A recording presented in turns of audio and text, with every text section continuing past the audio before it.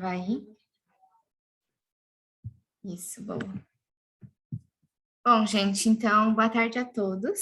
Eu sou a Ana Yamanaka e faço parte da comissão. E agora a gente vai dar início à terceira atividade do dia sobre gastronomia molecular. Mas antes de iniciar, vou dar alguns avisos. O primeiro deles é que a presença é tomada automaticamente pelo Zoom, então dessa vez não precisa preencher nenhum formulário. O formulário das perguntas e do feedback vão ser enviados pelo chat, é o mesmo formulário, então para preencher é só preencher nesse mesmo. E lembrando que as perguntas devem ser feitas apenas pelo formulário, não é para enviar coisa no chat. As palestras vão ser gravadas e disponibilizadas no YouTube, e as perguntas serão feitas após o término da fala da Angélica. E no final do horário, a gente vai realizar o sorteio da palestra anterior, que foi do debate sobre a origem da vida. E fiquem atentos para a próxima palestra da noite, que a gente vai sortear o livro O Frango de Newton, A Ciência na Cozinha. Bom, como sabemos, a química está presente em absolutamente todos os aspectos da nossa vida cotidiana, sejam eles culturais, econômicos, sociais e práticos. Sendo assim, não poderia faltar química em uma parte tão importante do nosso dia a dia, essencial para entendermos as mudanças e as transformações químicas e físicas que ocorrem nos alimentos, de modo que nosso paladar possa aproveitar da maneira mais saborosa possível. E para dar a palestra sobre esse tema super interessante, contamos com a participação da profissional Angélica Vitali, formada em gastronomia pela Anhembi Morumbi, pós-graduada em negócios em gastronomia pela FMU, e também pós-graduada em tecnologia de alimentos. Além da sua participação na edição de 2017 do MasterChef Profissionais, sua carreira conta com experiências ao longo do mundo inteiro, com seus estudos sobre gastronomia molecular no laboratório do Instituto de Agronomia de Lisboa e seus estudos na Espanha, que aprimoraram ainda mais seus conhecimentos na área. Em 2012, montou uma empresa chamada Gastronomia Molecular Brasil para aulas e eventos, e em 2017, a Gastro Brasil, importadora e espaço gourmet. Hoje, ela se dedica a aulas, pesquisas e desenvolvimento de novos produtos, além de eventos e a criação de materiais para várias marcas. Com isso, desejo a todos vocês uma ótima palestra e passo a palavra para a Angélica, para que ela se apresente e apresente um pouco do tema, e depois a gente abre para perguntas. Ótimo, gente. Boa tarde. Primeiramente, obrigada pelo convite para estar aqui com vocês. Obrigada às 172 pessoas, aqui para mim parece 172, se tiver mais, desculpe, que estão aqui hoje com a gente. E é um prazer sempre falar em gastronomia molecular, nessa parte da cozinha moderna, né? Quando a gente fala em gastronomia molecular, engloba muitas coisas. Normalmente as pessoas, quando ouvem falar em gastronomia molecular, ela acha que é um tipo de cozinha, né? Igual a gente tem cozinha brasileira, cozinha espanhola, cozinha italiana, japonesa, e não tem nada a ver com isso. A gastronomia molecular são um conjunto de técnicas que a gente coloca em qualquer tipo de cozinha. Na realidade, ela entra inclusive na parte de bebidas. Então, tem a parte da mixologia molecular, que é onde faz a transformação dessa parte também da comida. Não sei se alguém já teve acesso, seja comendo ou seja produzindo algo, mas existe uma parte que é essa da parte mais lúdica, vamos dizer assim, da parte das transformações, onde a gente muda texturas. Basicamente, a gastronomia molecular, a gente brinca com as texturas. Isso eu estou dizendo dentro da cozinha, né? Porque quando ela começou com um físico e um químico, tentando entender o porquê das reações químicas que acontecem na cozinha. Se a gente pensar, essa parte molecular está em tudo, né? Da cocção de um ovo, que ele está no estado líquido, e ele tem gelatina, lâminas, ele transforma as partes dele em gelatina, então a gente tem coagulação da clara, coagulação da gema, em temperaturas diferentes, então tudo isso acaba tendo essa interferência da cozinha molecular.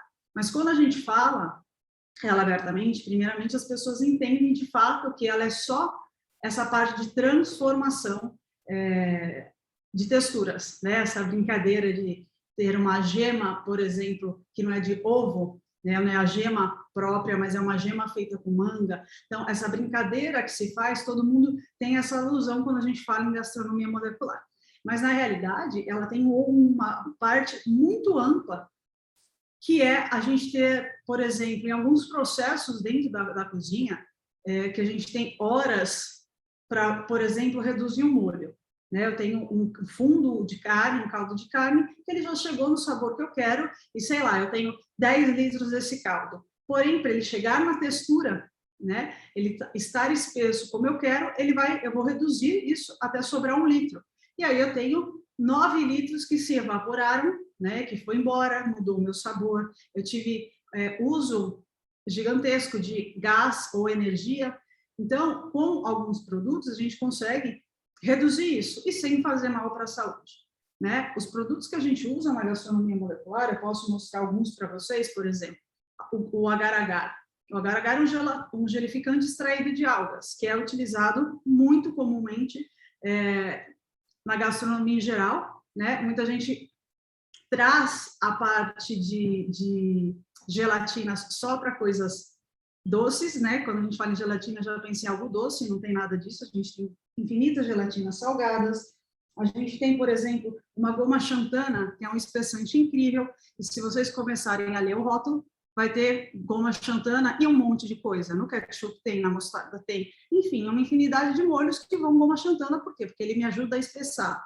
Né? A gente usa, por exemplo, que eu tenho um ácido ascórbico. O que é o ácido ascórbico? Nada mais do que a vitamina C. E a gente usa ele porque ele é um antioxidante, então muitas vezes, muitos preparos, molhos, eu quero que não perca o verde, por exemplo, da minha salsinha, do meu coentro, para fazer um azeite bem verdinho, a gente usa o ácido ascórbico. Então, esses produtos que se usam na gastronomia molecular são produtos que já são usados há muito tempo e que não fazem mal à saúde. Né? O que o Ferran Adrià fez, que é o gênio por trás de trazer a gastronomia molecular para uma escala, a utilização desses aditivos numa escala mais doméstica, ainda que a gente use profissionalmente, ele fez foi isso, ele transformou tudo que as indústrias usam toneladas para fazer suas produções, ele trouxe com potes menores para um uso mais doméstico e sendo acessível a mais gente, né? E quando a gente fala dos produtos, por exemplo, um agar-agar, que eu acho que é um produto mais fácil, muitas pessoas podem já ter ouvido falar, ou ter consumido, ou até utilizado, os produtos para a gastronomia molecular, eles são estudados para isso. Então, não são todos agar-agar que são iguais, né? Vamos falar, por exemplo, um refrigerante, que todo mundo tem acesso. Não são todos os refrigerantes que são iguais. E isso tem a ver com qualidade, não que refrigerante seja bom, mas tem muitos que é para atingir todo tipo de gente, desde uma classe melhor, que consegue pagar um refrigerante mais caro, até os refrigerantes que são mais baratinhos, que atingem outro. Então, isso também passa por qualidade. Uma farinha de trigo para fazer um pão, por exemplo. Eu tenho farinhas de trigo mais baratas e tenho farinhas de trigo mais caras, que às vezes custam 10 vezes o preço da mais barata. E aí, o que eu tenho? Eu tenho qualidade diferente. E isso acontece com os produtos para gastronomia molecular. Porque o agar-agar, por exemplo, eu estou em São Paulo, a gente tem a Liberdade, vocês também estão em São Paulo. A Liberdade tem uma infinidade de agar-agar. Eu testei todos. Seria muito mais prático para mim, para o meu negócio, para a minha empresa, conseguir produtos do Brasil. Mas, infelizmente, tem duas questões. Uma é essa da qualidade e a outra da função. Então, a gente quer os produtos para gastronomia molecular para mudar só a textura, para não mudar nem cor, nem sabor. E a maioria acaba mudando tudo. A goma xantana também, que a gente encontra hoje muito mais fácil, porque quem tem problema com glúten consegue se fazer pães e usa a xantana para criar como se fosse o véu do glúten. Hoje você encontra vários tipos de xantana. E cada uma tem a sua função. Então, também isso existe aqui. Né? Como os açúcares, que a gente tem uma infinidade de tipos de açúcar. Não estou dizendo os edulcorantes, que mexem com a parte de ser light, né? Ter um pouco menos de caloria, mas até os açúcares, e vamos colocar os edulcorantes no meio, a gente tem, cada um tem uma função diferente, né? O que mais? Eu fiz uma marcaçãozinha aqui para ir seguindo para falar com vocês. Eu vou deixar, eu já passei para as meninas, mas não sei se mais para o fim, enfim, eu tenho uma apresentaçãozinha que fala basicamente um pouquinho de tudo o que a gente está falando aqui, para que vocês, se quiserem baixar esse material, tá? Quando a gente fala na gastronomia molecular, né, que eu chamo também de gastronomia moderna, a gente tem várias coisas que englobam isso, não só, né, como se fosse um polvo. A gente tem a parte da gastronomia molecular, com a utilização dos aditivos alimentares, a gente tem a parte do sous vide, que é a parte também de gastronomia moderna, a gente tem a parte de destilar, usando aparelhos que são laboratoriais, né? A Bushi tem um incrível, eles vão me mandar um para teste, para ficar aqui com a gente um tempo, que é muito legal. E a gente tem a parte da liofilização também, né, que é um braço da desidratação. Desidratação é um dos processos de conservação de alimentos mais antigos do mundo, e dentro dela a gente tem a parte de liofilização, que eu sou completamente apaixonada. Eu tenho até uma linha de produtos que chama Liosabores, né? Não sei se vocês já ouviram falar em liofilização, mas por eu ser tão apaixonada, eu vou contar para vocês. É o processo que retira somente a água dos alimentos. Então, os alimentos são congelados, por sublimação existe uma evaporação desse líquido, e aí ele fica na liofilizadora, depende do alimento, mas normalmente mais ou menos 24 horas para que ele seque, então ele fica crocante, a comidinha do astronauta. A minha linha, eu tenho alguns, tenho aqui, vou mostrar para vocês. Esse aqui é milho, então são os grãozinhos de milho, eles já são cozidos, e eles estão liofilizados. Tem o morango, manga, banana, enfim, tem algumas coisas bem legais, tá? Ana, tem alguma pergunta ou no meio do caminho, como que funciona? Ana? Oi. Já tem algumas perguntas, sim. Vamos também tirando dúvidas, senão ficar um montão no final. Bora. Beleza. Então, a primeira tá assim: obrigada pela palestra, Angélica. Essas técnicas podem ser aplicadas em casa, na nossa rotina? Pode, com certeza. Como eu falei, a utilização do agar-agar, que é uma gelatina, né? Quem é vegano, vegetariano, acaba não consumindo as gelatinas que a gente encontra normalmente, gelatina em pó, gelatina em folha, porque ela é de origem animal. O agar-agar é um produto de origem vegetal. Aqui dentro dos meus cursos, aqui na Gastro Brasil, que é a minha empresa, eu tenho desde profissionais, donos de restaurantes, grandes chefes, até advogados, dona de casa, engenheiros, todo mundo que gosta de gastronomia. O que você precisa ter são os aditivos, né? A gente tem potinhos hoje, esses potes são todos da minha linha, da Gastro Brasil, potes com 100 gramas, depende do produto, vai de 75 a 130 gramas mais ou menos, né? Tem produtos com 1 quilo, enfim. Então, é super possível fazer em casa, né? Muita gente acha que precisa de vários equipamentos caros. Claro que tem processos que sim, né? Um liofilizador, por exemplo, que é um liofilizador mais barato de bancada, custa em torno de R$100 mil, para você entrar com 2 quilos de alimento, e esses 2 quilos, para vocês terem uma ideia, a liofilização, se eu entro com 1 quilo de framboesa fresca, né, ou congeladinha, eu vou congelar ela, eu entro com 1 quilo da fruta in natura. Ela me sai 100 gramas só da framboesa. Por quê? Porque a quantidade de água que a fruta tem é bem grande. Então, são processos mais caros, mas todos, desde o polvo da gastronomia molecular, que a gente tem técnica de esferificação, gelificação, transformações no nitrogênio líquido, tudo isso, dá para fazer tranquilamente em casa também.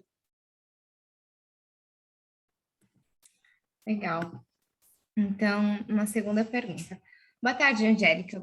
Obrigada pela palestra. Boa tarde. Você aprendeu a base química para as transformações envolvidas nas técnicas de gastronomia molecular? Muitas delas,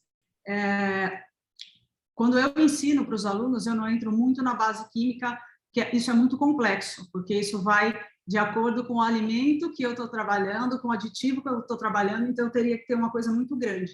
Eu ensino de maneira geral o que acontece na reação, por que dá reação, mas de uma maneira não muito mais ampla, né? Porque 99,9% das pessoas querem saber como faz, não querem saber tanto o todo. A gente não vem nessa parte de engenharia de alimentos, nessa parte química e física, eles querem reproduzir algo. Mas eu, Angélica, eu estudo demais tudo, então eu estudo os processos, o porquê dá certo, o porquê não dá certo, enfim, como que funciona, como são as cadeias, substituições, até porque eu tenho uma necessidade muito grande de vida, né? Isso sai um pouco dar aula daqui, mas eu acredito que eu só estou nesse mundo para aprender. Então, eu não vou levar nada além do meu aprendizado. Eu acho que é isso que a gente veio fazer aqui, aprender. E essa é a minha ânsia. Até 25 anos, 24, eu detestava estudar. Eu passava de ano assim, raspando, né, com um monte de recuperação e tudo mais, porque eu não gostava. E a partir dos meus 25 anos, eu tomei um prazer gigantesco, né? Eu sou cozinheira há só 11 anos. Eu sou publicitária, eu tive minha agência, eu tinha uma agência de promoções e eventos, uma empresa de produção, uma transportadora, e eu trabalhei com isso 17 anos. Eu tenho 41 anos. 42 faço agora em outubro. E virar cozinheira, virar chefe de cozinha, foi o destino. Eu acho que é parte desse meu aprendizado. Então, por isso que eu amo demais estudar. E essas partes de transformação, dos porquês, eu amo. Né? Tem até um livro muito interessante que chama Comece pelo Porquê. Então, eu sempre, se eu não comecei pelo porquê, eu volto e começo pelo porquê. Tem mais?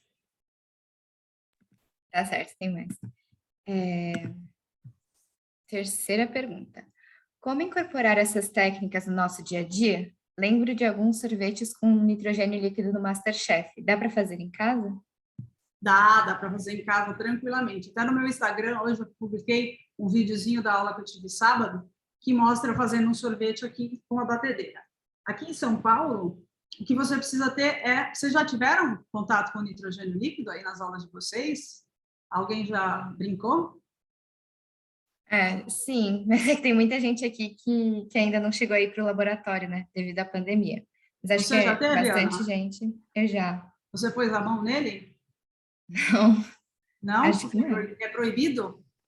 Né? Eu Então, não espera lembro aí, direito, ó. mas Um sim. minuto.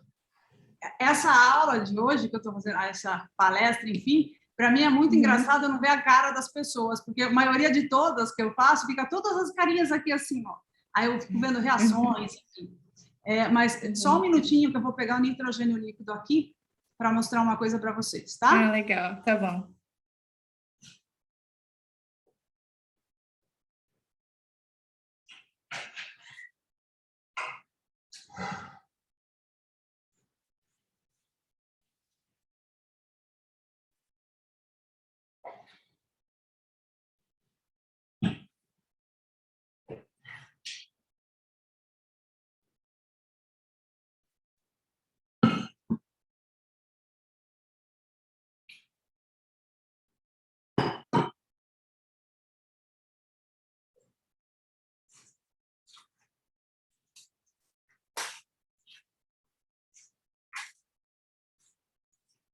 Pronto, voltei.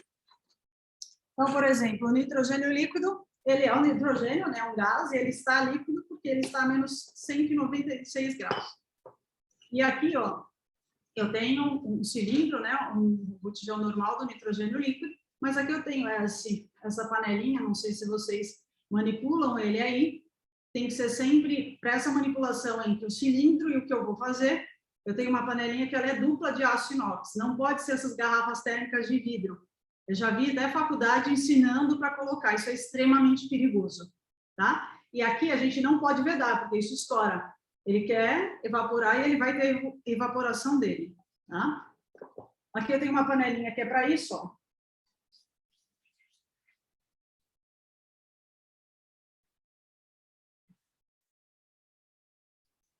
E cá está ele. Então, ele está a 196 graus. É muito baixa a temperatura. E aí tem, sim, muito perigo em queimaduras, tá? Principalmente os olhos. Essa é uma região que é super fininha e se cair, vai queimar e você pode ficar cego. Então, na manipulação, né, principalmente que é um pouquinho desastrado, sempre utilizar o óculos para proteger. Colocar a mão assim, ó, e tirar, não acontece nada, tá? Parece até um mercúrio. Aí a gente fala, Angélica, quanto tempo eu posso deixar? Vou falar, tenta a sorte quanto tempo você vai aguentar, tá? Porque vai congelando mesmo, né? Então, assim, vocês percebem aqui, ó, ele vai indo embora, tá? O que tá no cilindro principal, também, ele vai evaporando com o tempo, tá? Então, não tem problema nenhum em fazer isso, ó. Nenhum. tá? Se os professores de vocês estão falando que tem problema, ouçam eles para eles não me processarem depois, mas quem não tem, não tem, certo? Se cair, por exemplo, uma roupa de vocês, ó, cair um pouquinho, ó. Aqui eu tô com um pouco, se eu tivesse com muito e colocar e tentasse mexer, eu quebro a minha roupa, tá? Eu vou soprar, como o ar da minha boca tá quente, ó como vai saindo o ar.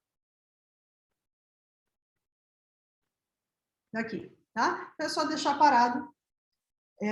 Vários navios de pesca em alto mar, na Europa, no Ártico, eles têm nitrogênio líquido dentro do navio para um congelamento instantâneo, porque preserva muito mais todas as propriedades dos alimentos do que, basicamente, até com ultracongelador, por exemplo, que é um meio mais rápido, né? Tem uma outra brincadeira que eu sempre faço, que eu adoro, que eu não sei se vocês fizeram, que é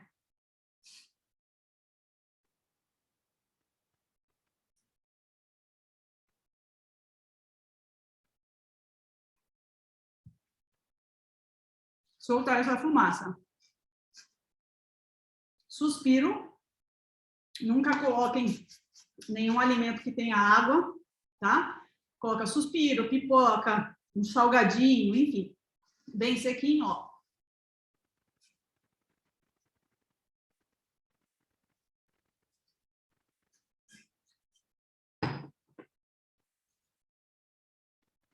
Algumas empresas, elas locam o botijão, que aí ele é a parte mais cara. Outras não, você tem que ter o seu próprio, que custa em torno de 4, 5 mil reais.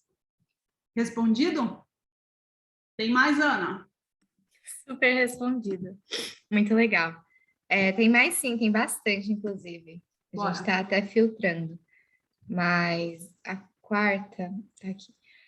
Eu tenho a impressão de que para fazer uma aula de alta gastronomia é necessário gastar muito. Há tanta diferença assim nos ingredientes? Não nos aditivos. Quando a gente usa 2,5 gramas, uma quantidade pequena, caso você queira fazer algo da gastronomia molecular, tá? Mas os potinhos têm 100 gramas, então você tem que comprar um potinho, né? Você não acha para comprar só os 2,5 que você precisa. Mas é óbvio, uma alta gastronomia, quando a gente fala em alta gastronomia, a gente fala, e muitas vezes, em insumos que são realmente muito caros, né? Se você vai usar um foie gras, um caviar, uma lagosta, isso são ingredientes muito caros. Mas quando você quer entregar uma alta gastronomia com ingredientes mais simples, né? Até um frango, legumes, tudo vegetariano, você tem um custo menor. Então, não está associada a alta gastronomia ao valor. Eu posso fazer até uma baixa gastronomia, vamos dizer assim, uma gastronomia mais popular, mas com alto custo. Vamos falar, por exemplo, um tradicional estrogonofe é de carne feito com filé mignon, que dá para a gente fazer com outras, tem variações. Um estrogonofe de frango, um estrogonofe que faz com outra carne, é mais barato, mas eu posso fazer esse mesmo estrogonofe usando camarões, usando frutos do mar, usando lagosta. Então, o custo está no insumo que você for utilizar, tá? Perfeita. Obrigada pela presença, Angélica. Você se interessou mais por química após gastronomia molecular ou entrou nela justamente por gostar de química? Não, na realidade, como eu falei para vocês, eu tinha 3 empresas que me consumiam demais, eu tinha 5 celulares, e aí fui fazer gastronomia por hobby. E quando eu fui estudar gastronomia, antes da faculdade, eu fiz um curso de formação gastronômica de 1 ano, que era para desestressar das empresas. Então, eu tinha aula 2, 3 vezes por semana. Nesse curso, não tinha gastronomia molecular, mas como eu falei para vocês que eu passei a gostar de estudar, eu comecei a pesquisar em revistas, né? Tem a Prazeres da Mesa aqui em São Paulo, que é a maior revista do Brasil, e aí eu comecei a ler, e aí eu li algum artigo sobre gastronomia molecular, e me apaixonei justamente pela essa possibilidade de transformações o tempo inteiro. Você não fica na mesma coisa, né? Tem novidade o tempo inteiro, tem transformações o tempo inteiro. Então, isso que me fez apaixonar. Não necessariamente nem a química, nem a física. Eu me apaixonei pela gastronomia primeiro, e aí sim cair na gastronomia molecular.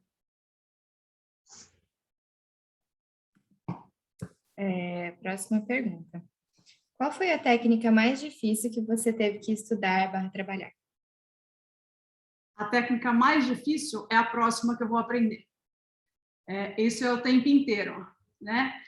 Não tem uma técnica especificamente. Às vezes, o que é difícil é, de repente, eu vejo uma foto e quero descobrir como aquilo foi feito, né? Então, não tem... a dificuldade inicial está aí. E é a busca incessante por tudo. Então, por exemplo, tem um produto que chama conjac. Eu não sei se vocês já ouviram falar. O conjac, ele é extraído de um tubérculo. Na Ásia, ele é usado há muitos anos. E eu queria há muito tempo, desde quando eu fui a primeira vez para estudar em Portugal, em 2011, eu queria trazer para o Brasil. E principalmente quando eu montei minhas marcas, eu queria muito que todo mundo tivesse acesso.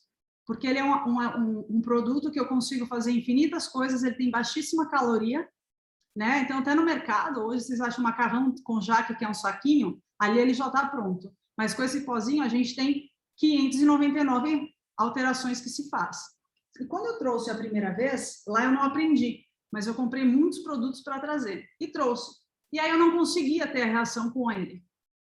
Né? Hoje a gente acha muito mais informação do que tinha 12 anos atrás, né? 10, 12 anos atrás. Então, hoje é muito mais fácil esse acesso. E aí, até eu descobrir com que dava reação, demorou um tempo. E hoje é um produto que a gente introduziu no nosso catálogo agora há pouquíssimo tempo. Então, é isso, não tem uma coisa específica que seja difícil. Tudo é difícil e tudo é fácil. Depende da dedicação em aprender. Legal.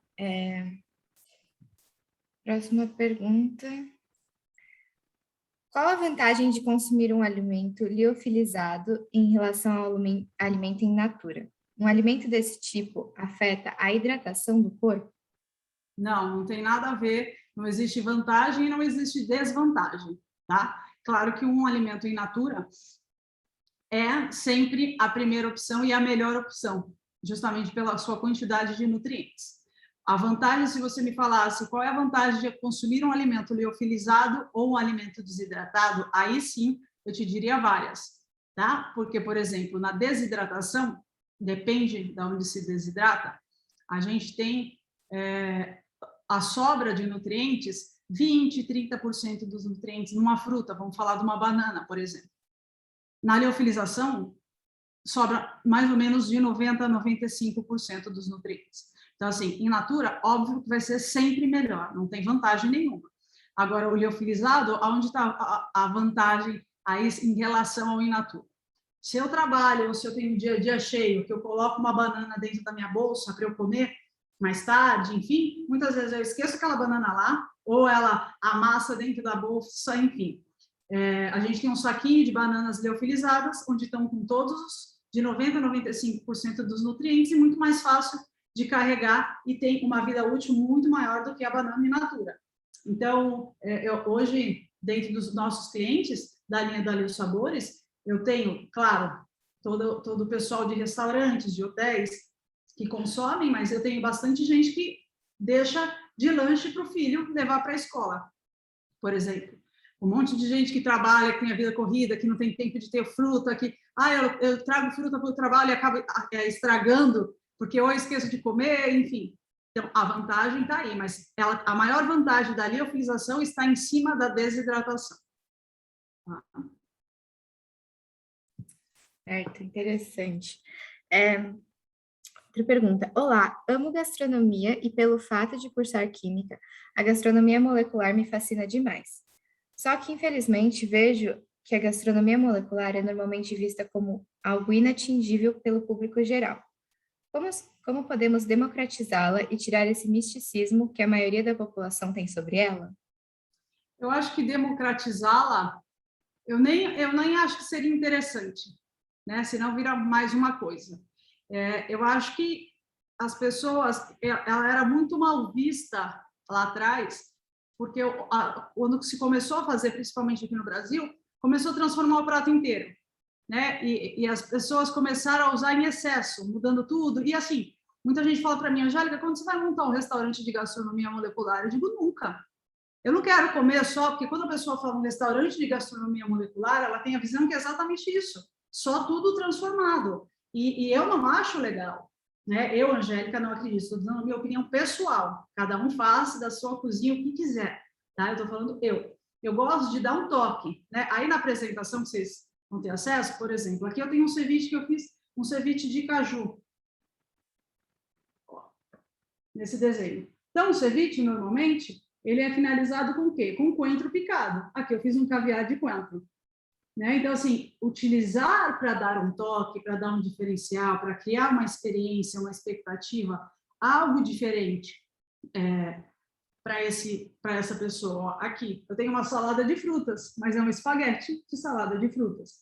Então, assim, é dessa maneira que eu, Angélica, acho legal, e dessa maneira é o que eu vejo que muita gente acaba tendo menos preconceito. Criou-se um preconceito, a pessoa não viveu aquilo, né? E aos poucos, cada um vai entendendo, né? Lá atrás, quando se criou a panela de pressão, muita gente virava o nariz para ela, e hoje quase todo mundo tem uma panela de pressão em sua cozinha.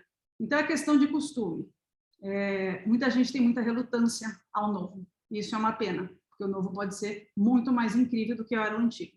Né? Para se fazer gastronomia molecular, você tem que saber gastronomia, você tem que saber cozinhar, né? Você tem que ser um cozinheiro para depois você utilizar as técnicas. Não adianta, eu já tive pessoas que falaram assim, eu não sei cozinhar um ovo, mas eu quero fazer gastronomia molecular. Eu digo, então você aprende primeiro a cozinhar um ovo e mais algumas coisas, depois você vem aprender gastronomia molecular. Com certeza. Para a pergunta, qual foi o seu maior aprendizado a respeito da sua participação no MasterChef? Foi muito divertido, já passaram 4 anos, nem parece que foi ontem. Cada um vai para uma competição, né? Cada um tem uma ânsia, né? A maioria que entra numa competição é para ganhar, depende da competição. Mas eu fui só para aprender. Eu não fui pelo dinheiro, não fui pela fama. Dentro da gastronomia eu já era famosa. Então, com o MasterChef a gente atinge um outro público. O público da gastronomia já me conhecia. E meu aprendizado é que a gente tem que se divertir mais. Né? Eu aprendi isso depois que eu saí do MasterChef, porque ali tem uma pressão que muitas vezes a gente fica inseguro, com medo, vai dar certo, não vai. Então, assim, eu acho que a gente tem que se divertir mais, a gente tem que acreditar mais na gente, né? E não ter medo de nada. Vai viver. A vida é só... Muita gente diz assim, a vida é só uma, a gente só vive uma vez. É mentira, a gente só morre uma vez. A gente vive todos os dias. Então, aproveitem.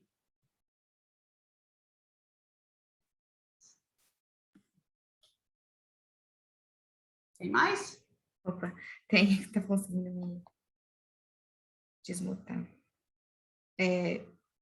Obrigada pela palestra, Angélica. Imagina. Dentro do universo da gastronomia molecular, ainda há algum desafio a ser superado e que ainda está sendo estudado e pesquisado?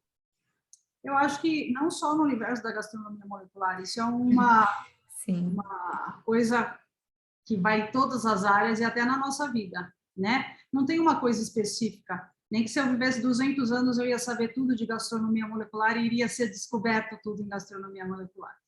Para vocês terem ideia, por exemplo, a esferificação, que é a técnica que eu mostrei para vocês do caviarzinho, de coentro, quando ela foi descoberta, na esferificação a gente tem dois tipos de esferificação, a básica e a inversa. Essa daí é a esferificação básica, né, do caviar de coentro. Só foi conseguido fazer a inversa depois de 2 anos. Então, o tempo inteiro tem coisas a se descobrir, o tempo inteiro tem produtos a se descobrir, as misturas entre eles, né, gelificante, misturando 2 tipos de gelificante, o que dá mais certo, o que não dá. Então, isso tem o tempo inteiro, não tem uma coisa específica. Né? O Ferradriá continua com várias pesquisas na área de alimentos e bebidas, com o El Bulli Foundation, que é muito legal os projetos que ele faz, mas todo mundo está aí o tempo inteiro procurando coisas novas. Como eu falei, eu mesma estou o dia inteiro ou aqui na minha cozinha, ou ali no meu escritório, com a tonelada de livros que eu tenho ali, estudando o tempo todo. Tem mais, Ana? Acho que está mudo. Ai, perdão, obrigada.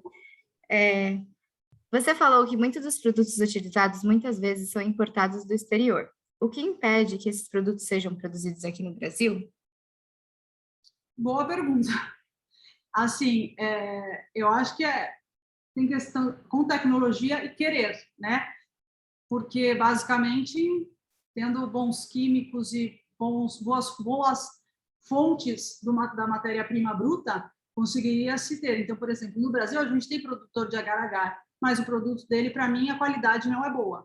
Para o que eu faço, não atinge. Não estou dizendo que a qualidade dele é um produto ruim, não. Mas para o que a gente precisa na gastronomia molecular, não funciona. Né? Fica quebradiço, fica opaco. Eu preciso do agar-agar justamente que eu desenvolvi num produtor do Chile. Eu tenho produtos que vêm do Chile, dos Estados Unidos, da Áustria, da Alemanha, da Europa, enfim, tem do mundo inteiro, da China, do Japão, então, Turquia, então tem de todos os lugares. Eu acho que é muito mais as indústrias quererem, mas...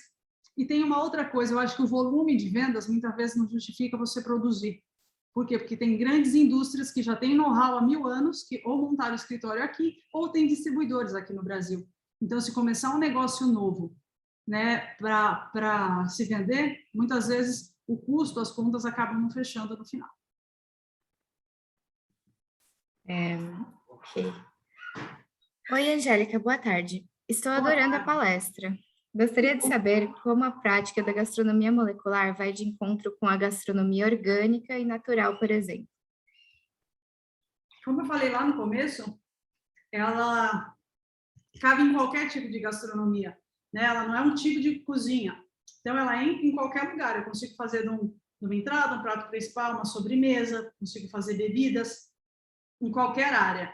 Inclusive usando os produtos naturais, os produtos orgânicos. O que é legal também, e eu tenho visto isso, e até ajudado muitas pessoas que trabalham com alimentação especial. Né? O que é alimentação especial? Alimentação especial para pessoas que não conseguem engolir, pessoas que tiveram câncer de boca, tem pessoas que têm problema em engolir até a água, na textura da água, onde eu consigo colocar, de repente, um produto em quantidade pequena que vai deixar essa água um pouquinho mais espessa, não vai trocar sabor nem nada e ela vai conseguir comer. Né? Essa alimentação mais pastosa, que muitas vezes os pacientes ou as pessoas que têm problema com isso acabam comendo sempre as mesmas coisas. E a gente consegue dar textura a qualquer coisa. Então, ele pode comer o que ele quiser, até uma feijoada, por exemplo. Né? A gente consegue fazer com que a textura fique bacana para que ele consiga se alimentar.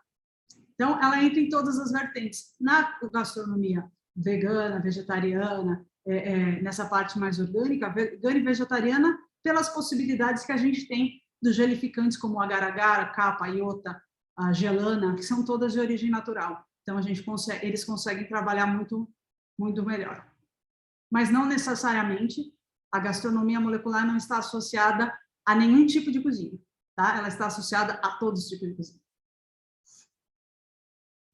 Sim, acho isso é muito legal também com aquela coisa que eu falei na abertura, que eu estava falando sobre química, mas acho que se encaixa em várias áreas de conhecimento, que a gente consegue arrumar aplicações sociais, práticas, culturais, né?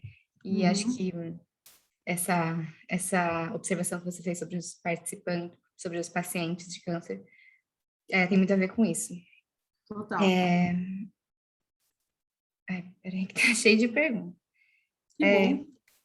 Olá, você falou sobre componentes como agar-agar que são usados para um propósito, mas acabam afetando outros aspectos. Isso ocorre porque eles são misturas de diversas substâncias químicas? Eu não entendi muito bem essa pergunta. Você entendeu? Se você entendeu, me ajuda. Eu acho que a pessoa quis dizer como, por ser uma substância química, o agar-agar às vezes tem consequências diferentes do propósito inicial pelo que você está utilizando na culinária. Na realidade, não, né? O agar-agar, de maneira geral, o propósito dele é gelificar, né? Então, e é que a pergunta estava... Tava cortada, Angélica, Tá, então, perdão. volta. Vou ler de novo. Olá, você falou sobre componentes como o agar-agar, que são utilizados para um propósito, mas acabam afetando outros aspectos. Isso ocorre pois eles são misturas de diversas substâncias químicas? Se sim, caso se isolasse apenas o componente desejado, poderia se atingir o agar-agar perfeito? Na realidade, não. Na realidade, o agar-agar em si, ele é só extraído de algas e trabalhado nele para que ele tenha a função da gelificação. Se você pegar o agar-agar puro, in natura, é uma alga linda, né? O que eu acho que basicamente se mistura é o processo até a finalização e industrialização. Muitas vezes ele não tem um refinamento tão grande para que ele chegue aonde ele é, ao que eu quero, né? Então, eu acho que isso está muito mais na indústria de como se utiliza aquele agar-agar e também da região que ele é retirado. A gente tem, depende da região, ele pode ser mais escuro, mais claro, enfim. Eu não acho que chegar ao agar-agar perfeito, eu acho que está muito mais no processo, sabe, de deixar ele, desde a matéria bruta até chegar na melhor matéria, não é mais a mais fina, porque muitos, por mais fina que esteja, não funciona como a gente gostaria. Pode ser também muito a ver com a qualidade.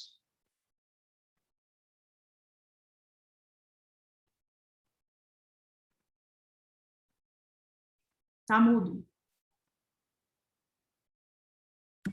Obrigada. Imagina. Tem uma aqui. A gastronomia molecular pode ajudar a tornar mais acessível uma alimentação saudável para o maior. A gastronomia molecular pode ajudar a tornar mais acessível uma alimentação saudável para uma maior parte da população, considerando que em 2021 ainda estamos, infelizmente, com milhões de pessoas no mapa da fome? Não, eu acho que essa questão de alimentação saudável está mais na questão de agrotóxicos, nessa outra parte. Não, a gastronomia molecular, ela não mudaria muita coisa. Isso, como eu falei, a gente tem que ter uma base de um alimento e utilizar ele para transformar, para modificar, para agregar. Mas a parte de fome, que é super triste o que a gente ainda vive, está muito mais na matéria-prima do desenvolvimento, né? Até você vê uma merenda escolar em escola pública como é vergonhoso. Não tem nutriente, não tem nada. E muitas vezes o que eles gastam, né? Tirando o que se rouba, mas o que gasta com aquele alimento, eu conseguiria ter uma alimentação muito mais saudável. A Janaína Rueda, que é uma grande chefe, ela fez um trabalho há anos atrás, junto com as partes de merenda nas escolas públicas, maravilhoso, justamente em cima disso. Em nutriente, uma alimentação melhor, porque muita gente, a melhor alimentação que eles têm é na escola, quando não a única, né? A gente viu na pandemia que não podia ir para a escola, quanta gente passou fome, quanta gente não teve uma farinha para comer com água dentro de casa. Então, essa base de mais saudável, mais nutrientes, e que a gente tivesse menor fome, está muito além da gastronomia molecular. Certo. Próxima pergunta. Tá dando para me ouvir? Sim. Próxima pergunta. Angélica, você acha que a gastronomia molecular tem ajudado na sustentabilidade, por exemplo, para quem quer construir alimentos com sabor de alimentos de origem animal, mas não querem consumir em si eles? Mais ou menos, assim, muita coisa a gente consegue, não especificamente dentro da gastronomia molecular, mas na utilização de aditivos para que isso se transforme, né? Mas não tem muita ligação também, né? São utilizados de maneira geral, como utilizados, como eu falei, na indústria, né? De várias formas. Porque, queira ou não queira, quando a gente fala assim, é muito louco isso, tá? Que eu vou falar. Mas minha filha, por exemplo, é vegetariana. E ela não gosta de um hambúrguer com sabor de carne, com sabor de picanha. Por quê? Porque também é uma opinião pessoal minha, tá? Quando a gente coloca algo com sabor, com aroma, te arremete naturalmente ao bicho, pelo menos para mim. Eu já provei várias marcas desses produtos e me arremeti ao bicho. Eu estou comendo uma picanha e a picanha vem tal. Agora, muitas vezes as pessoas não percebem que Elas estão substituindo a carne, claro, maravilhosamente bem, em questão do bicho. Porém, se é colocado outros produtos que no hambúrguer de bicho não teriam, né? Como o aroma artificial de carne, o aroma artificial de frango. Existe essa substituição que muitas vezes se tira uma parte da indústria por conta dos bichos, mas se aumenta uma outra parte da indústria que, queira ou não queira, também vai precisar de várias coisas, onde tem um aumento de utilização de energia para desenvolvimento daquele produto, para produção, enfim. Então, muitas vezes as pessoas não pensam nessa cadeia como um todo, né? Tem o pensamento inicial, mas não tem os secundários que são de extrema importância. Sim, eu até gostaria de acrescentar, porque eu também não como carne de boi, né? E eu sinto muito isso. A gente está tentando substituir uma potencial fonte de emissão de carbono, que é que é a pecuária, pelo agronegócio, porque, por exemplo, esses hambúrgueres de soja alimentam essa indústria e acaba, sabe, não acaba Muitas vezes substituindo nada. depende eu acho que muito além de você parar de comer carne, é você entender da onde você está comprando a sua carne. Porque eu, Angélica, eu prefiro comprar galinha, por exemplo, o frango da roça, do senhorzinho que tem lá 20 galinhazinhas, que é o ganha-pão dele, do que comprar um hambúrguer de soja no supermercado de caixinha. Com o universo, eu estou contribuindo muito mais comprando da galinha do senhorzinho da esquina, da rocinha dele, do que da indústria. Então, as coisas dependem do que você quer, você tem que pesar, né? Porque muita gente para justamente por isso, né? Para diminuir a emissão de carbono e tudo mais, mas não pensa no outro. Vai no supermercado, compra, pega as caixinhas, e aí o cara está fazendo com um papelão bonitinho que ele tem que vender. Da onde vem tudo isso? Quantas árvores foram derrubadas? Então, é uma cadeia gigantesca que, se a gente quer pensar de verdade no nosso meio ambiente, na sustentabilidade e tudo mais, a gente tem que começar, às vezes existe uma coisa dentro da gente que quer fazer e a outra que não é que não quer, não é isso, mas eu não vou conseguir deixar de tal coisa, ó, já parei com a carne, mas eu não consigo tal coisa, né? Sim, com certeza. Então é isso. E eu acho que também tem muito do sabor, porque tem tantos hambúrgueres que não são à base de carne, que não tentam imitar carne, que ficam tão gostosos, que não tem muito por que ir atrás desses, né? Exatamente. Mas isso é questão de gosto também. Também. Obrigada pela palestra, Angélica. Achei muito interessante. Há algum produto que você sonha em fazer, mas o processo mas o processo é inviável ou ainda não conseguiu realizar? Não, eu acho que, graças a Deus, eu vou realizando todos os meus sonhos. Eu sou meio teimosa, acho que essa é a palavra, eu sou teimosa, então eu não paro até conseguir. Tudo que eu quis até agora eu consegui fazer. Então, se surgir alguma coisa, eu conto para vocês. Legal, parabéns. Oi, Angélica. Queria saber como você sentiu que a sua experiência anterior no mundo corporativo contribuiu para a sua carreira na gastronomia. Como eu falei para vocês, eu já vinha do mundo, eu tinha uma agência de promoções e eventos. E toda a parte de organização, toda a parte eu tive mais de 5.000 funcionários, então toda essa parte de lidar com pessoas de diferentes humores, de diferentes educações, né, diferente personalidade, isso ajuda muito, né? Eu acho que tudo que a gente faz acaba ajudando demais. A parte de eventos, por exemplo, de organização, de tudo mais, isso dentro da cozinha é muito importante. Eu não tenho restaurante, não tenho menor vontade de ter. Admiro demais quem tem, porque não é fácil. As contas, muitas vezes, e na maioria das vezes, elas não fecham. Então, eu acho que me ajudou nisso, a lidar com as pessoas, a parte de organização, tudo isso. Eu acho que uma coisa complementou a outra. Antigamente, dos meus eventos, eu contratava buffet. Eu passei a não contratar e ter meu próprio buffet. Então, algumas coisas foram... Eu só não cozinhava antes. Agora eu cozinho também.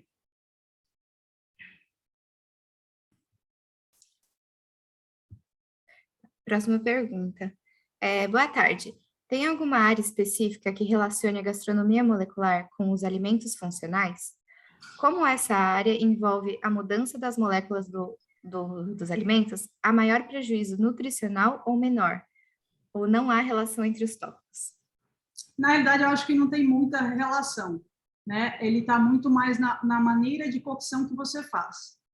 Por exemplo, se eu vou cozinhar um brócolis e eu cozinho o brócolis com uma temperatura muito elevada ou coloco ele dentro da água por muito tempo, eu vou perdendo nutrientes.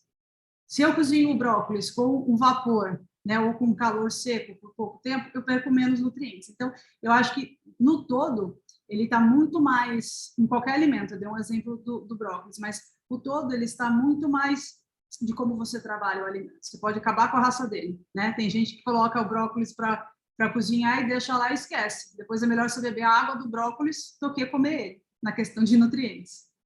Foi tudo embora ali na água. Certo. Obrigada. Não. Angélica. Oi, Angélica, obrigada pela palestra. Quais suas maiores referências na gastronomia molecular atual? Além de que você é maravilhosa. Não. Obrigada. Além de você, que é maravilhosa. Obrigada. Quem que mandou essa? Não tem Eu nome? sei, as perguntas são anônimas. Tá. Então, obrigada por isso. Para mim, a minha maior referência é o Ferran Adrià, né? Um chefe catalão, um super gênio. Ele não tem mais restaurantes, ele teve. Na pandemia, fecharam todos. Quem estava à frente disso era o irmão dele, o Albert Adrià. Tem o Andoni, do Mugaritz, ele é um cara incrível também, super genial. Aqui no Brasil, dizem que eu sou a referência em gastronomia molecular do Brasil. De fato, eu sou muito dedicada a isso, mas de restaurantes, a gente tem várias pessoas.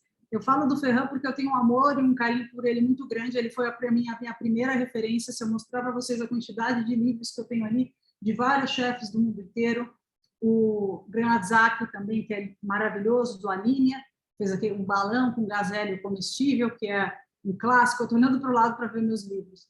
Tem o Aston Vomentato, também é um cara fenomenal. Então, tem muita gente boa, muita gente boa. O meu ídolo é o Ferran Adrià, o ídolo na gastronomia. Não é ídolo, não. Um cara que eu admiro, porque o meu único ídolo é Deus. Certo. Boa tarde, Angélica. Você tem curiosidade de algum dia desenvolver novas técnicas na gastronomia molecular ou prefere só reproduzi-las? Na realidade, eu não só reproduzo, né? Existem as técnicas básicas que estão aí em todos os livros, mas não tem muito mais do que você querer descobrir a roda. Eu nunca tive essa pretensão, nem tenho. Eu, o tempo inteiro, eu descubro algo dentro das técnicas que já existem. Então, melhores maneiras de fazer, outros produtos, não os que são usados comumente. Então, isso eu gosto bastante. Agora, ir atrás de descobrir a roda, não. Ela já está aí, está muito bem feita. Certo. Tá, agora acho que seria legal se você falasse um pouquinho sobre o trabalho que você faz hoje em dia. Tá. Dessa Então, hoje eu tenho, né, hoje, se tiver mais alguma pergunta que você queira fazer, tá? Por favor. Eu tenho, como eu falei para vocês, eu tenho aqui a Gastro, que é a minha empresa, onde eu tenho toda a parte dos produtos, eu tenho uma linha grande, então, caso vocês queiram, ó, vou deixar aqui um link. Rapidinho, tá indo bate-papo, que é o site da minha empresa. Lá vocês podem ver toda a linha de produtos que eu tenho, tem a parte de blog, que sempre tem conteúdo, sejam receitas ou matérias, ou algumas coisas voltadas à gastronomia molecular ou à cozinha moderna, né? Eu me dedico demais à empresa, ao desenvolvimento de novos produtos, está se colocando no catálogo. Quando eu comecei, eu tinha 5 itens e hoje a gente está com mais de... Na linha de aditivos, eu acho que está com 20 e poucos, não tenho ideia. Então, a gente está com uma ideia, não consigo falar agora certinho. E eu me dedico muito a isso. Eu sou chefe de algumas marcas, como a Easy, que é uma empresa austríaca de sifões, que são aquelas garrafas, muita gente acha que é só para chantilly, que são garrafas para a gente fazer espumas. tem várias outras empresas que me procuram ou para desenvolvimento de receita ou para testes dos produtos dele, de ver reações, o que dá, o que não dá. Essa parte, com a pandemia, veio uma nova era, né? Eu tenho a parte de buffet, mas eu faço hoje muito mais corporativo, só a parte de eventos mesmo, que eu amo. E acho que é isso. Tenho alguns outros negócios, fora essa parte da gastronomia molecular, e me dedico a isso. Na realidade, eu não trabalho, eu só me divirto. Eu escolhi na vida que a coisa mais legal é se você se divertir. Então, eu só me divirto, eu não trabalho. Legal. A gente tem várias perguntas, aí eu tô falando para você falar um pouquinho e falar a pergunta para dividir melhor. Mas tem uma aqui. Boa tarde, Angélica. Me interesso bastante pela parte de esterificação. Você poderia falar um pouco mais sobre como isso pode ser aplicado no dia a dia? A esferificação é uma técnica que a gente cria uma membrana no alimento. Então, como se fosse, como eu falei, o exemplo da gema do ovo, né? Eu crio uma membraninha e a gente tem dois tipos de esferificação, a básica e a inversa. Normalmente, quando a gente usa, para fazer a esferificação, a gente usa dois produtos. Um é o alginato, que é um gelificante, e o outro uma fonte de cálcio, né? Que lá atrás se usava o cloreto de cálcio, mas o cloreto de cálcio é um dos poucos alimentos, os poucos produtos que ele altera cor e sabor. Ele é meio amargo, meio, não sei se vocês já provaram, mas ele é péssimo, né? E isso começou a usar lá quando se descobriu a gastronomia molecular na parte de esferificação, foi o primeiro que se acharam e foi usando por anos. Mas eu, desde que fui estudar na Europa, eu conheci o gluco, que ele é o gluconolactato de cálcio, ele é a mistura dos dois sais, né, o gluconato e o lactato de cálcio, e criou-se uma fonte de cálcio que ficou perfeita para a esferificação. Então, na básica, se coloca o alginato no produto que eu quero esferificar, por exemplo, o coentro, eu faço um suco de coentro, coloco o alginato e pingo numa solução de água com a fonte de cálcio. Então, o gelificante no produto e o cálcio no banho. Na inversa, eu inverto onde estão os produtos. Eu coloco a fonte de cálcio no produto que eu quero esferificar e faço o banho com o alginato. Né? Então, se lá atrás, quando se descobriu, demorou 2 anos, por quê? Porque se eu colocasse o cloreto, que foi o primeiro que foi descoberto, dentro do produto que eu quero esferificar, acabaria com o sabor, porque ele é péssimo.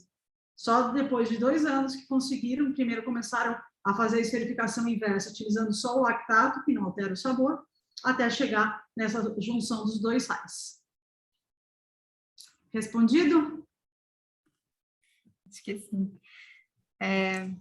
Boa tarde, Angélica. Estou amando a palestra. Que bom. Queria tirar uma dúvida. Diga. O método de destilação por arraste de vapor, uso de vapor para destilar substâncias pouco voláteis, pode ser utilizado para gastronomia molecular? Como no caso de extração de óleos essenciais como no caso de extração de óleos essenciais de ervas ou alguns tipos de substâncias úteis para se decompor, de algumas substâncias úteis sem decompor a substância. Super, se pode usar e é utilizado muito. Os óleos essenciais, eles não são todos que a gente pode usar na gastronomia, né? Essa parte da destilação por arraste é incrível, é a que é a mais usada, inclusive, justamente por essa separação. Um elemento que eu descobri há pouco tempo e me encantei, me apaixonei, que muitas indústrias jogam fora na hora da produção, na hora da destilação para a extração do óleo essencial, é justamente o vapor que se sai nessa destilação. Isso se chama hidrolato. Não sei se vocês tiveram acesso a isso ou ouviram falar do hidrolato, mas eu indico muito que vocês estudem o hidrolato. Ele é pouquíssimo explorado no mundo e ele é apaixonante. E o que é legal no hidrolato é que eu consigo utilizar ele para tudo. Na gastronomia, por exemplo. Então, tem óleos essenciais que eu não consigo usar na gastronomia, mas o hidrolato, por ser a composição dele é só água, né? Ele traz, eu posso colocar em qualquer receita. Então, é muito legal. Né? Esse destilador da Buxi, inclusive, ele é exatamente dessa maneira e dá para se criar coisas incríveis.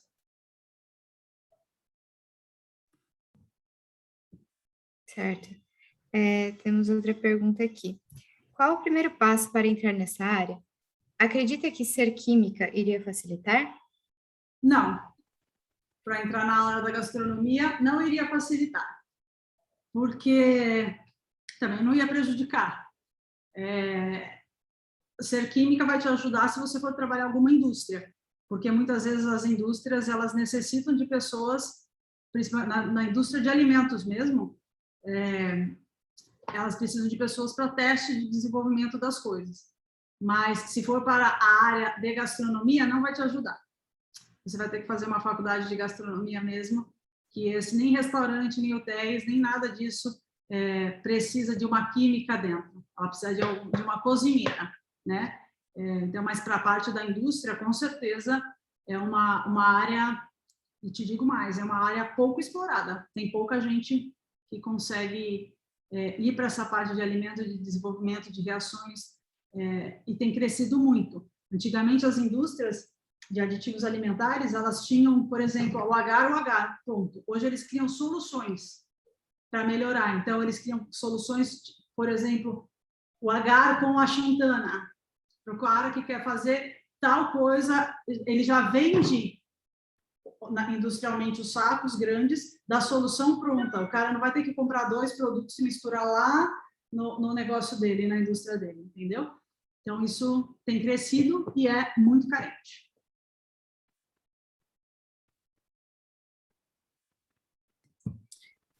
Tá. Agora, eu tenho mais uma pergunta aqui do público. Se você tivesse que recomendar uma receita, um processo para fazermos em casa, qual seria? Qual seria? Tendo uma gelificação com H que vocês vão encontrar mais fácil. Vocês não vão ter... Todos os meus produtos vocês compram no site, mas o H, se tem alguma loja de produto oriental aí do lado da casa de vocês, normalmente eles vendem um papelãozinho assim, que vem 2 saquinhos dentro de H com 5 gramas. Esse tem uma qualidade um pouco melhor, né? E aí vocês usam 2% do líquido que vocês estão fazendo de um suco de laranja. O agar-agar é legal também, se a sua mãe, o seu pai, a sua esposa, o seu esposo, o namorado estão brigando muito que você está bebendo demais, a gente consegue fazer como se fosse aquelas gominhas de uma caipirinha, alguma coisa. Então, você passa a deixar de beber e começa a comer a bebida alcoólica. Então, com 2% vocês conseguem criar coisas incríveis. É só misturar o suco que vocês pegaram, por exemplo, vamos fazer uma gominha de maracujá. Você faz um suco de maracujá, vê quanto deu, 500 ml, coloca 10 gramas de agar-agar, mistura tudo a frio, põe no fogo, deixa ferver. O agar-agar precisa ferver para que ele ative. E aí coloca nas forminhas que você quer, coloca na geladeira em minutos, ele já vai estar pronto para vocês comerem. Dá para começar a brincadeira. Será que você consegue fazer, se for rápido, para demonstrar para a gente? Se for rápido, você consegue demonstrar para a gente agora? Eu não consigo porque eu não estou com nada separado aqui.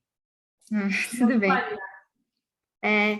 Agora eu vou fazer uma pergunta mais nossa, para você discutir um pouquinho. Você acha que tem algumas coisas, óbvio que tem, né? Mas que nós, químicos, podemos fazer para contribuir mais com essa área da gastronomia molecular? Eu acho que tem tudo, né? Esse desenvolvimento que eu falo de novos produtos, de novas tecnologias alimentícias é uma coisa que se precisa de mais, né?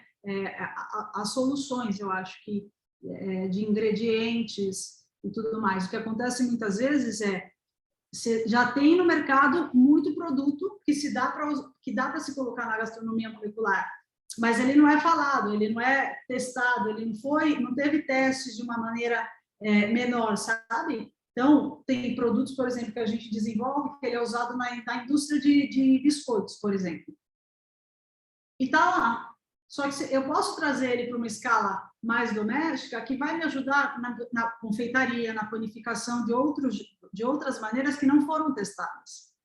Então, você pega, por exemplo, um extrato de malte hoje, um extrato de malte leofilizado. Ele é usado, hoje, muito se fala do extrato de malte para fazer cerveja artesanal, né? E aí, com testes, se descobre que o extrato de malte também é muito legal para se usar na panificação. Por quê? Porque ele ele diminui pelo menos 50% do tempo de fermentação do meu pão, do meu biscoito, enfim, do que eu for usar.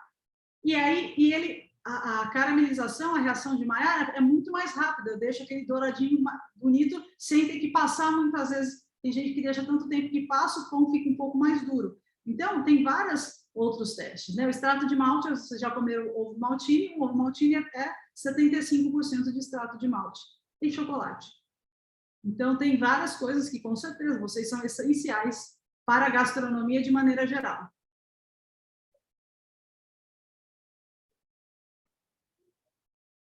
Tá mudo. Obrigada. Agora temos mais uma do público. Obrigada pela palestra, Angélica. Um pouco fora da questão química, mas como é vista a gastronomia molecular no meio dos chefs? Há uma boa divulgação do tema entre os cozinheiros? Na realidade, tem uma coisa muito misturada. Tem muita gente que não gosta e não gosta mesmo. Eu sou do clássico e não quero. Tem outros que viram lá atrás e não gostaram e carregam isso com ele. Eu tenho muita amizade com chefes mais velhos, que eram os mais preconceituosos, porque vieram da cozinha clássica, super clássica, mas hoje as pessoas entendem de uma outra maneira, está sendo levado de uma maneira mais tranquila, né? Até muitas vezes eu tenho chefes conhecidos que viravam o nariz lá atrás e eles falam, Angélica, depois que você explicou, eu entendi de outra maneira. Então, hoje eu tenho, não serei antiética em dizer nomes, mas tem infinitos chefes que ninguém imagina, mas que compram os meus produtos. Para restaurante extremamente clássico, para restaurante de comida francesa, para restaurante de cozinha italiana. Então, por quê? Porque é o que eu falei, não tem só essa parte de transformação, essa parte divertida, vamos dizer assim, essa parte lúdica que a gastronomia molecular traz, mas ele tem muito dessa parte que ela beneficia qualquer tipo de cozinha, né? Então, tem vários que utilizam muito, e são super gratos a ter conhecido, a ter entendido sobre isso.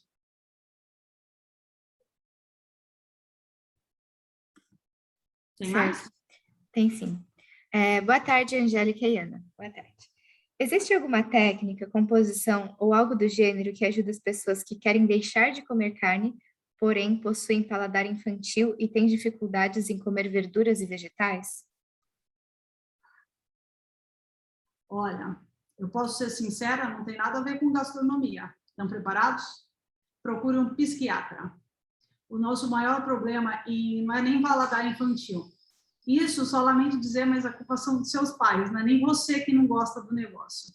Um dia, quando você era pequenininha ou pequenininho, você fez um pouquinho de cara feia para um brócolis. Você não estava afim de comer aquilo? E aí seus pais já começaram a dizer, ela não gosta de brócolis. Sempre assim, ela não gosta de brócolis, ela não gosta de verde. E não é nem porque você não gosta, é porque colocaram na sua cabeça que você não gosta. Então, isso tem muito mais a ver, e eu falo porque eu estudo muito o ser humano, eu estudo essa parte psicológica do ser humano também, porque me encanta, e na realidade eu comecei a estudar até para me entender, né? E está muito voltado a isso. Então, não tem nada a ver com gastronomia molecular, não tem nada a ver essa parte. Se você quer deixar de comer algo, você consegue.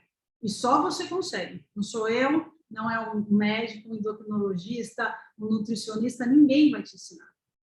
Porque você não sabe o tamanho do poder que você tem. Quando você se olhar de verdade no espelho, olhar dentro dos seus olhos e ver quem você é, você vai ver que você pode comer tudo que você quiser, você pode experimentar os vegetais que você acha que você tem um paladar infantil e você não tem, né? Isso colocaram na sua cabeça que você tem, você não tem. E quando você começar a se enxergar e sair da sombra dos seus pais ou o que eles fizeram com você, você vai ver o poder que você tem para absolutamente tudo, não só a comida. Temos mais uma do público aqui. Olá, Angélica, boa tarde. Há alguma receita da gastronomia molecular que reaproveita algum alimento que usualmente é descartado na cozinha? Na realidade, não só da gastronomia molecular, mas a gente consegue fazer isso em absolutamente todas. Por exemplo, a gente tem mania de retirar cascas. A cenoura, quando você comer cenoura, raspa a casca e joga fora. E não tem, ela só está suja. Né? Então, quando as pessoas começarem a entender, de fato, não estou falando para vocês comerem uma casca de ovo, né? Mas a casca de ovo ela pode ser triturada e colocada para as próprias galinhas, né? Ela tem super cálcio, isso faz bem junto com a alimentação. Às vezes, pedacinhos, por exemplo, você vai fazer, vamos falar da cenoura de novo, né? Vai fazer um bolo de cenoura, e aí acaba arrancando os 2 biquinhos, um exemplo. E essas sobras que seriam, dá para você fazer um super caldo. Então, quando a gente fala, um caldo de legumes, as pessoas compram aquelas coisas medíocres que vende no supermercado, né? Tabletinhos, e é só pegar as aparas dos legumes que você jogaria fora e colocar na panela.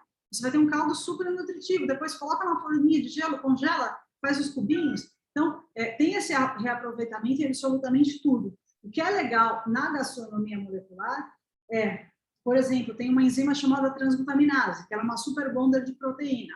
Então, uma peça do filé mignon, que normalmente ela é assim, ela tem uma parte mais grossa e outra mais fina, se você tem no seu restaurante, corta ela em bombons, por exemplo, e aí sobra o bico, se você tem um estrogonofe, um picadinho, você coloca, senão vira uma comida de funcionário muito cara. Com a transglutaminase, eu consigo juntar 2 peças de filé mignon e tem um aproveitamento de 100% da peça. Né? Então, tem vários que te ajudam com esse tipo de coisa. Até como eu falei a Xantana, em vez de eu reduzir um caldo de 10 litros para 1 litro, eu consigo ficar com ele nos 10 se ele chegou no meu sabor e aproveitar 100%. Tem mais, Ana? Temos mais uma aqui. Angélica, a gastronomia molecular pode auxiliar a diminuir os efeitos de bebidas alcoólicas? Não. Não tem nada a ver. Os cachaceiros de plantão querendo saber. Não tem nada a ver. Depende da preparação, por exemplo, quando você faz uma caipirinha com nitrogênio líquido, por ele estar mais gelado, você tem até a sensação que tem mais álcool. Porque quando toca na língua, deixa as papilas gustativas loucas com o gelado. Então, você tem essa, mas não tem nada de gastronomia molecular para tirar efeitos do álcool. Certo. Então, acho que é isso. Agora acabaram nossas perguntas aqui do público. Se você quiser fazer considerações finais ou... A apresentação vocês vão colocar aqui para eles ou eu posso pôr? Pode pôr. Acho que é mais fácil, que você tem ela mais fácil aí. Já está indo. Então, gente, eu só tenho a agradecer aqui o convite de vocês, que vocês tenham muito sucesso na vida de vocês, que vocês, muita gente quando cresce, eu acho que tem gente de idades variadas aí, mas a maioria de vocês talvez tenha idade para ser meu filho. Quando a gente cresce, a gente acha que ser responsável tem tudo a ver com ser sério, e não tem nada a ver. Então, seja infantil, seja divertido, leve a vida a sério nas suas responsabilidades, mas não leve a vida a sério. Ela é muito mais leve, muito mais divertida do que vocês imaginam. Sejam felizes, divirtam-se em tudo que vocês fazem e acreditem mais em vocês. É só isso. A gente hoje vive principalmente uma era onde cada vez mais a gente não acredita na gente. Eu vejo essa geração mais nova, elas são muito... tem medo de tudo, não acha que é capaz. Isso é culpa de nós, pais, né? Da superproteção, muitas vezes. Então, comece a acreditar em você e, se puderem, busque o propósito de vocês. Quando eu disse que o meu único ídolo é Deus, não tem nada a ver com religião. Eu não tenho religião, eu tenho religiosidade. A religião, para mim, ela separa e a religiosidade junta. O meu Deus chama Deus. Ele pode ter infinitos nomes, né? Cada um coloque o nome que quiser, mas que vocês creiam em algo que te faça bem. Isso é um diferencial para a vida de vocês. Então é isso. Obrigada pela oportunidade de falar aqui com vocês. As minhas redes sociais estão aí nessa apresentação. Tem meu site, me siga. E é isso. Prazer estar aqui com vocês e muito sucesso aí em todos os eventos e na carreira de vocês.